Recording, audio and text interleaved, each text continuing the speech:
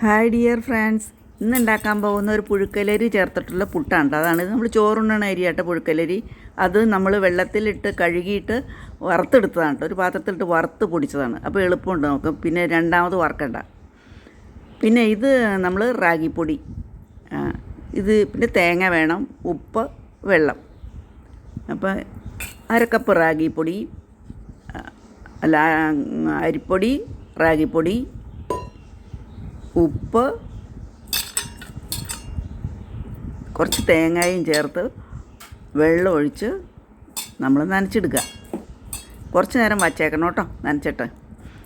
നല്ല ടേസ്റ്റാണ്, നല്ല പതുപതുപ്പുണ്ടാവും ഈ പുട്ടിന്. അതല്ലേ പുഴുക്കലരി ചേർത്തിട്ടുള്ളതായതുകൊണ്ട് സ്വാദ് കൂടും. ഇന്നാൾ ഞാൻ ഒറോട്ടി പോലെ ഉണ്ടാക്കിയത് ഇതുപോലെ ഗോതമ്പ് പൊടി ഈ അരിപ്പൊടിയും ചേർത്തിട്ടാണ് കേട്ടോ. അടിപൊളി ടേസ്റ്റാണ്. എല്ലാവരും ഒന്ന് ഉണ്ടാക്കി നോക്കണേ. വീഡിയോ കാണുന്ന എല്ലാവർക്കും നന്ദി, നമസ്കാരം.